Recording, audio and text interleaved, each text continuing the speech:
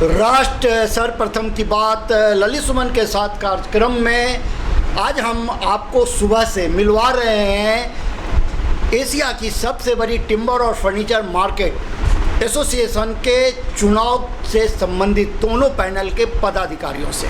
और आप जानते हैं इस बात को, जो एशिया की सबसे बड़ी टिम्बर और फर्नीचर मार्केट का जो चुनाव है, उस चुनाव को कानूनी रूप से अमली जामा पहनाने का काम चुनाव अधिकारी का होता है। तो हमारे साथ चुनाव अधिकारी राजेंद्र जी हैं और हम उनसे बात करेंगे।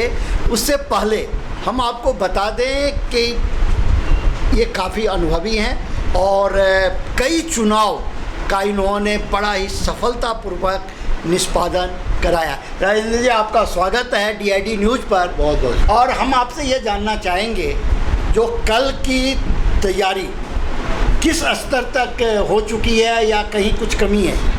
देखो, हमारी तैयारी तो ऑलमोस्ट पूरी हो चुकी है जी। हमने सिक्योरिटी का भी प्रबंध कर लिया है जी। और अपने यहाँ अंदर ऑफिस में भी सारे कार्यक्रम हमारा पूरा हो चुका है जी। बस अब तो कल इंतज़ार है पोलिंग का। मतलब आप इसे B96 जो एसोसिएशन का दफ्तर है, मतदान केंद्र भी नीचे यहीं है, तो वहीं पे इलेक्शन होगा, जिसकी व्यवस्था सारी हो चुकी है और कल 11 बजे इलेक्शन है स्टार्ट। कल सुबह 11 बजे से शाम 5 बजे तक। और जो जैसे जनरल इलेक्शन में हुआ करता है 5 बजे तक जो मतदाता अंदर प्रवेश कर जाएंगे, उनका मतदान डलेगा।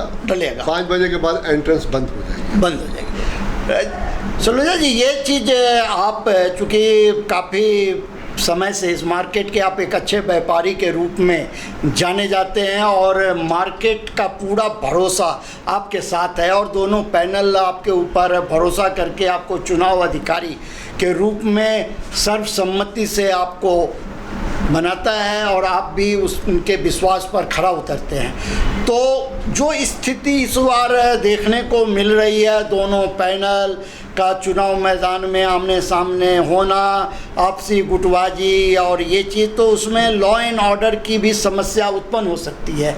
तो इसके लिए आपके स्तर से क्या व्यवस्था की गई? देखो, लॉ एंड ऑर्डर की जो बात है, पहली बात तो ये चुनाव ऐसा चुनाव नहीं है, ये तो भाई लोगों का चुनाव है।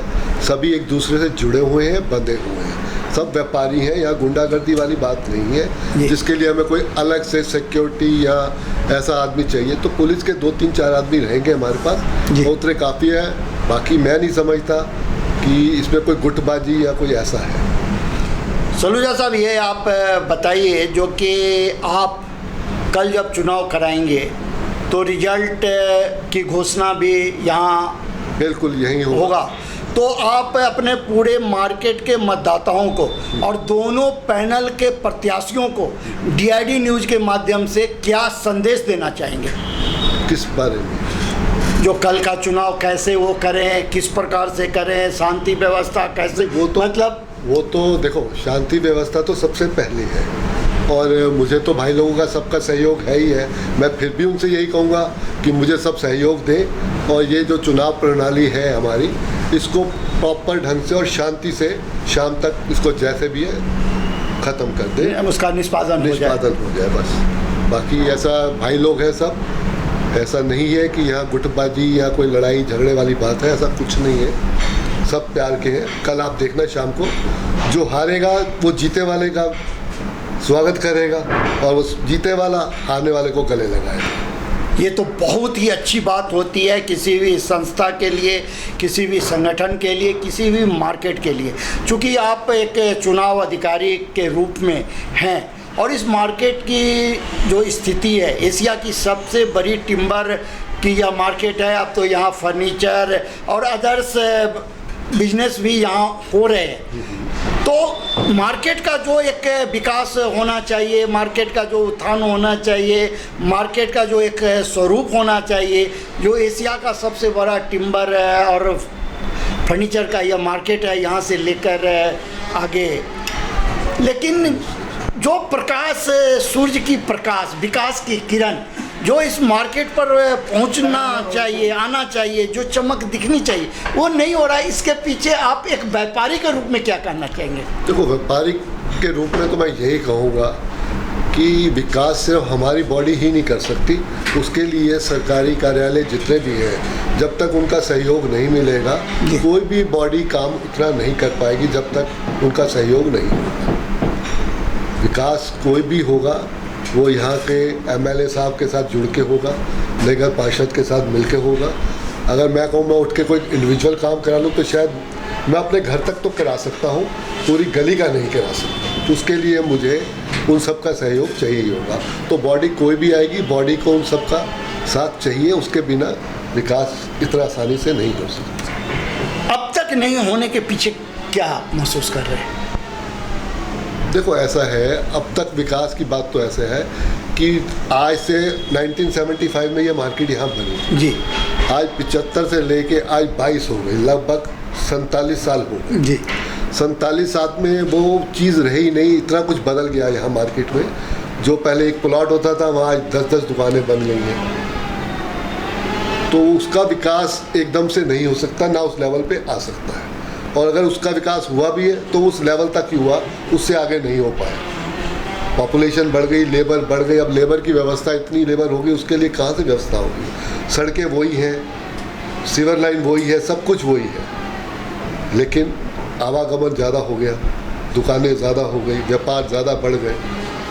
तो उसका मैं नहीं समझता इतनी जल्दी फीडबैक हो सकता है। आप सड़कों का विकास नहीं कर सकते, सड़क बना सकते हो, उसको बढ़ा नहीं सकते, चौड़ा नहीं कर सकते।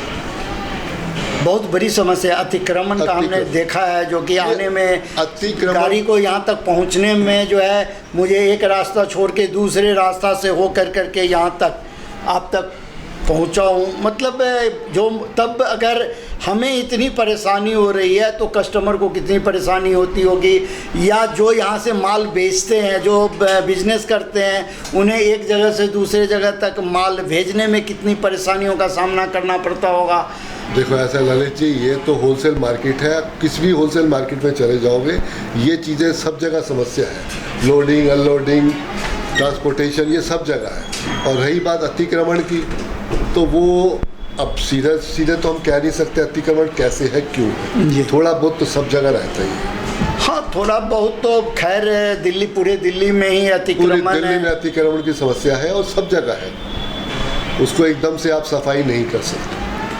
हाँ, अब देखिए, अब एक बगल बुलडोजर चल रहा है और तो उस बुलडोजर का प्रकोप है, दूसरे बगल एमसीडी जो है सो जग गई है, तो अब जगह जगह जो है सो असर देखने को मिल रहा है। तो हो सकता है भविष्य में इस मार्केट का भी जो है कोई कायाकल्प हो जाए। ऐसा कायाकल्प तो होगा या नहीं होगा, आप एक बात कहिए, जहाँ व्यापार होगा वहाँ टेम्पू ट्रक तो होंगे ही होंगे। अब उससे चाहे आप अतिक्रमण समझे, चाहे वो व्यापारी की मजबूरी समझे, उसको माल ढुलाई भी करानी है, माल मंगाना भी है।